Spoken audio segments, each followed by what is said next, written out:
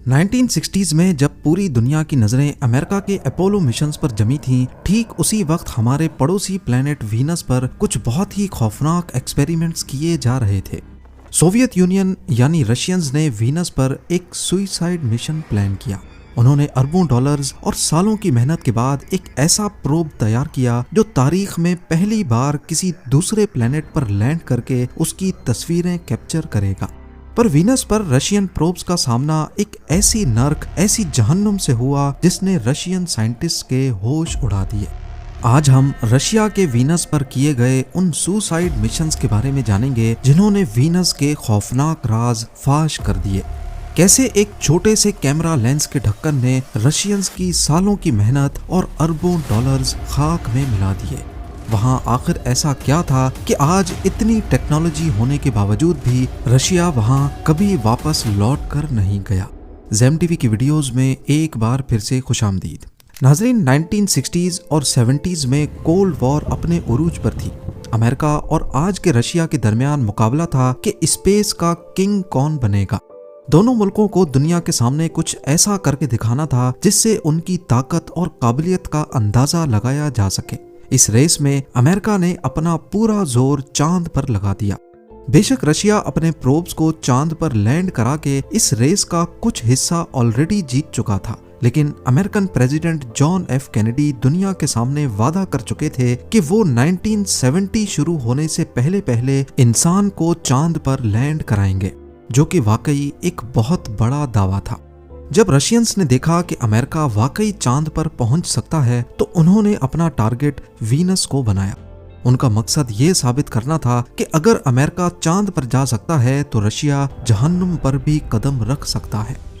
अब तक साइंटिस्ट को लगता था कि वीनस और अर्थ बिल्कुल एक जैसे हैं, दोनों पड़ोसी हैं, दोनों का साइज भी तकरीबन एक जैसा है और उनका सूरज से फासला भी मिलता जुलता है। पर एक फर्क दूर से ही वाजे है। अर्थ के बरक्स वीनस को पूरी तरह बादलों ने घेरा हुआ है और उस वक्त तक इंसान को पता ही नहीं था कि वीनस के इन गहरे बादलों के अंदर क्या छुपा है। यहाँ तक के साइंटिस्ट के लिए भी ये एक सीक्रेट बॉक्स था। रशिया को लगा कि चांद को तो टेलीस्कोप से भी देखा जा सकता है। अगर वो दुनिया को वीनस के अंदर का मंजर दिखाएंगे तो शायद ये अमेरिका के चांद पर लैंड करने से भी ज्यादा बड़ा कारनामा होगा। और अगर इन बादलों के अंदर वीनस पर समंदर, जंगलात या एलियन क्रिएचर्स कैप्चर हो गए तो ये सीधी सीधी रशियंस की जीत होगी। यही सोचते हुए रशियंस ने एक दो नहीं बल्कि वीनस पर पूरे 18 मिशंस प्लान किए। इस काम के लिए रशिया ने जो प्रोब डिजाइन किया था उसका नाम वेनेरा रखा गया, जो रशियन लैंग्वेज में वीनस को कहते हैं। उस वक्त साइंटिस्ट को एक चीज कंफर्म थी कि वीनस पर घेरे हुए बादल और उसका सूरज से करीब होने का मतलब है कि वहां एटमॉस्फेयर तो मौजूद है, पर यह एटमॉस्फेयर अर्थ के मुकाबले में कितना ज्यादा है इसका अंदाजा किसी को नहीं था। उन्होंने वेनेरा को डिजाइन ही ऐसे किया कि वो हाई एटमॉस्फेरिक प्रेशर को भी बर्दाश्त कर सके। उस वक्त स्पेस रेस में रशियंस जो भी एक्सपेरिमेंट करते थे उसे तब तक दुनिया से छुपा कर रखते जब तक वो कामयाब ना हो जाए, नहीं तो फेल होने की बदनामी का सामना करना पड़ता। 4 फरवरी 1961 को रशिया ने अपना पहला प्रोब वीनस की तरफ भेज दिया, लेकिन वो जमीन के ऑर्बिट से बाहर ही नहीं निकल सका। अपनी पॉलिसी के तहत उन्होंने दुनिया को इस नाकामी के बारे में बताया ही नहीं, सिर्फ एक हैवी सैटेलाइट लॉन्च का बहाना बना दिया। रशियंस की एक और पॉलिसी भी थी कि वो एक मिशन के लिए 2 प्रोब्स बनाते थे ताकि अगर एक फेल हो जाए तो दूसरा मिशन कंप्लीट कर सके। और इस बार इन्होंने 2 प्रोब्स बनाए, वेनेरा 1 और वेनेरा 2। इनका मकसद वीनस को सिर्फ फ्लाई बाय करना था, यानी उसके पास से गुजरकर कुछ डेटा कलेक्ट करना था। 12 फरवरी 1961 को वेनेरा 1 लॉन्च हुआ। ये तारीख का पहला प्रोब था जो किसी दूसरे प्लेनेट की तरफ भेजा गया, पर लॉन्च के सिर्फ 7 दिन बाद इसका राब्ता जमीन से टूट गया। नतीजा ये निकला कि ये खामोश प्रोब वीनस से 1 लाख किलोमीटर दूर से गुजरा तो सही, लेकिन हमें कोई डेटा नहीं भेज सका और ये आज भी सूरज के गिर्द कहीं भटक रहा है। 4 सालों बाद 12 नवंबर 1965 को वेनेरा 2 भेजा गया, लेकिन इसका हाल भी वेनेरा 1 जैसा हुआ।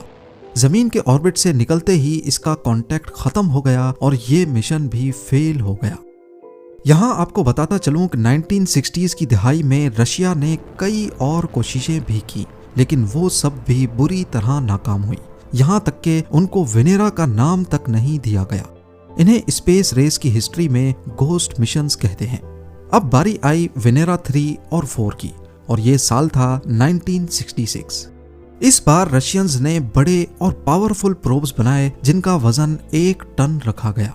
इनमें 2 हिस्से होते थे, एक बस जो प्रोब को प्लेनेट के आउटर एटमॉस्फेयर तक लेके जाएगा, और एक था स्फेयर जो प्लेनेट के अंदर जाएगा। इस स्फेयर में कई सेंसर्स लगाए गए। प्रेशर सेंसर, जिसे बैरोमीटर भी कहा जाता है, गैस एनालाइजर जो वीनस के माहौल में गैसेस का पता लगाएगा, थर्मोमीटर, बैटरी, और ये सारा डाटा ट्रांसमिट करने के लिए 2 एंटीनास। वेनेरा 3 का मिशन वहां का सिर्फ एटमॉस्फेयर चेक करना था। वहां सॉफ्ट लैंडिंग का ना तो कोई इरादा था और ना ही इसमें कोई इंतजाम था, यानी ये एक सुसाइड मिशन था। लेकिन अफसोस, जैसे ही ये वीनस की खौफनाक हवाओं में दाखिल हुआ, इसका सिस्टम भी फेल हो गया और ये पीछे रशियन साइंटिस्ट तक कोई डाटा नहीं पहुंचा सका। ये सिर्फ एक क्रैश लैंडिंग थी। पर 1 मार्च 1966 को वेनेरा 3 तारीख का वो पहला मैन मेड ऑब्जेक्ट बना जो किसी दूसरे प्लेनेट के सरफेस से टकराया। खैर, अगले साल अक्टूबर 1967 में वेनेरा 4 में रशियंस को थोड़ी बहुत कामयाबी मिली। वो कामयाबी से वीनस की तरफ बढ़ा और इस बार बगैर किसी सिस्टम फेलियर के उसने ये पता लगा लिया कि यहाँ के एटमॉस्फेयर में सबसे ज्यादा कार्बन डाइऑक्साइड गैस है। शुरू में रशियंस ने दावा किया कि वीनस का एटमॉस्फेयर अर्थ से 25 टाइम्स ज्यादा है। उनके बकौल वेनेरा 4 सही सलामत वीनस की जमीन पर उतर गया है क्योंकि उसके अंदर एक पैराशूट भी लगा था। पर बाद में मालूम पड़ा कि असल में वेनेरा 4 वीनस के एटमॉस्फेयर में दाखिल होते ही हाई एटमॉस्फेरिक प्रेशर बर्दाश्त ना कर सका और किसी सोडा कैन की तरह पिचक गया। खैर, जब रशियंस को समझ आ गई कि उनके प्रोब्स वीनस की जमीन पर लैंड नहीं कर सकते, तो उन्होंने वेनेरा 5 और 6 को सिर्फ हवा में ही मारने के लिए भेज दिया, क्योंकि इनका डिजाइन भी वेनेरा 4 जैसा ही था। इनमें भी पैराशूट लगे थे और इनके पास वीनस के एटमॉस्फेयर में सिर्फ 50 मिनट का वक्त होगा और इसी दौरान इनको डाटा भेजना था। ये दोनों प्रोब्स 1969 में लॉन्च किए गए और इस बार भी नतीजा वही निकला। मजीद कोई इंफॉर्मेशन मिलने से पहले ही ये 1 घंटे के अंदर अंदर क्रश होकर हवा में ही तबाह हो गए। पर रशियंस ने हिम्मत नहीं हारी। अब की बार उन्होंने वेनेरा 7 को हद से ज्यादा मजबूत बनाया।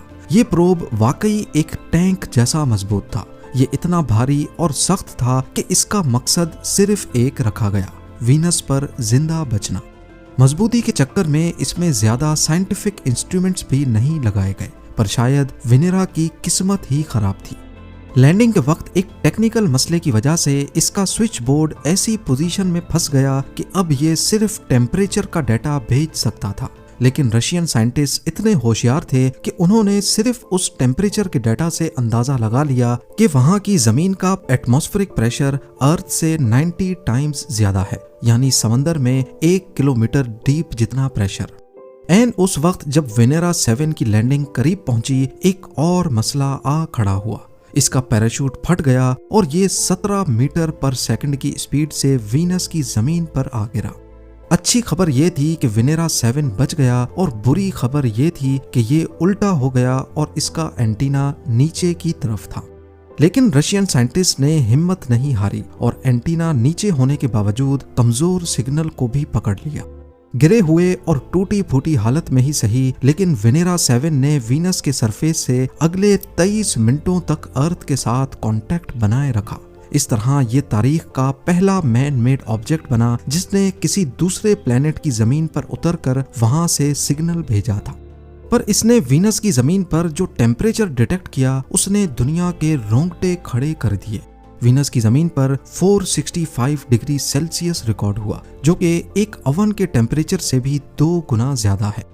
एक और हैरत अंगेज बात यह हुई कि जब ये वीनस पर नीचे गिर रहा था तो ये लगातार अर्थ को रेडियो सिग्नल्स भेज रहा था। उस वक्त रशियन साइंटिस्ट ने नोट किया कि नीचे गिरने के साथ साथ यहाँ कोई ऐसी चीज भी थी जो वेनेरा 7 को साइड से धक्का दे रही थी, क्योंकि इस मूवमेंट की वजह से रेडियो फ्रीक्वेंसी में हल्की सी तब्दीली आ रही थी। इस फ्रीक्वेंसी शिफ्ट को डोपलर इफेक्ट कहते हैं, जिसको कैलकुलेट करके उन्होंने अंदाजा लगाया कि वीनस के एटमॉस्फेयर में 360 किलोमीटर पर आवर की तूफानी हवाएं मौजूद हैं, जो प्रोब को एक तरफ धक्का दे रही थी। ये स्पीड हमारे अर्थ के बड़े से बड़े तूफान से भी कहीं ज्यादा है। वेनेरा 8 का मिशन पिछले तमाम मिशन से ज्यादा एडवांस था, क्योंकि अब रशियंस को पता चल चुका था कि उनका मुकाबला किस तरह के खौफनाक दुश्मन से है। 90 गुना ज्यादा प्रेशर, 360 किलोमीटर पर आवर के तूफान और तंदूर से भी ज्यादा गर्मी। वेनेरा 8 में एक गैमा स्पेक्ट्रोमीटर लगाया गया जो वहां की मिट्टी को टेस्ट करेगा, और एक लाइट सेंसर भी। और इस बार इसको वेनेरा 7 की तरह रात के वक्त नहीं बल्कि जानबूझकर दिन के वक्त लैंड करवाया गया, ताकि ये पता लगाया जा सके कि वीनस पर दिन के वक्त कितनी रोशनी होती है। लाइट सेंसर से कंफर्म हुआ कि घने बादलों के बावजूद वीनस के सरफेस पर इतनी रोशनी होती है कि चीजें नजर आ सकती हैं। लाइट सेंसर की मदद से मालूम पड़ा कि वहां सूरज की रोशनी हर तरफ फैल जाती है, जैसे हमारे पास घने बादलों के वक्त होता है।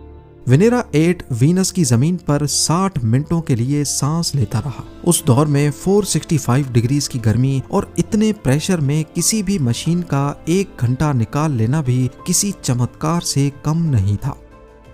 वेनेरा 9 से 12 तक का दौर रशिया की सबसे बड़ी कामयाबी और सबसे बड़ी बदकिस्मती का दौर था।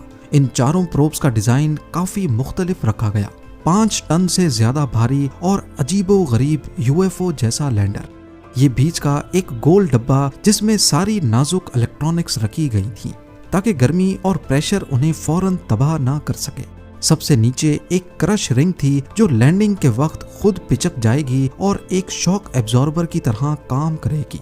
और ऊपर छतरी की तरह दिखने वाला ये है एरो ब्रेक, जो लैंडिंग से पहले इसकी स्पीड कम करेगा।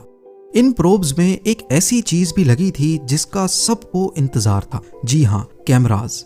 हर प्रोब में 2 कैमरा लगाए गए ताकि वीनस का 360 व्यू मिल सके।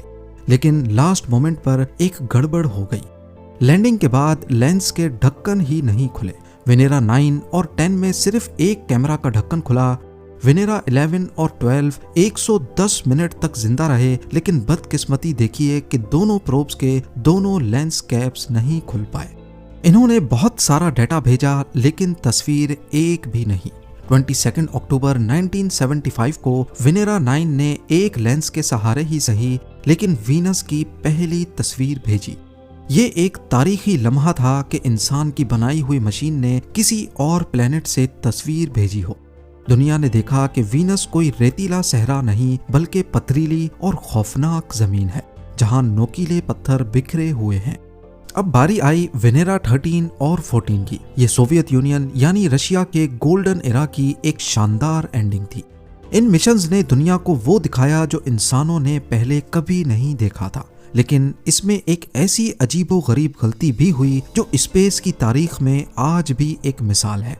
इन प्रोब्स में सिर्फ कैमरास नहीं थे बल्कि एक माइक्रोफोन भी था। लैंडिंग के बाद वीनस की जमीन पर जब वेनेरा 13 का माइक्रोफोन खोला गया तो कुछ ऐसी आवाज सुनाई दी।